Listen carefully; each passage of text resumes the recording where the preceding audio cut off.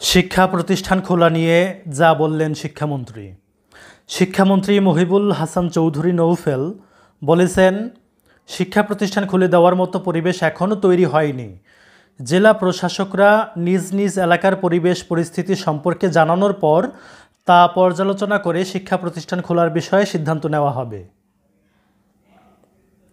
বুধবার ২৪ জুলাই রাজধানীতে এ কথা বলেন তিনি।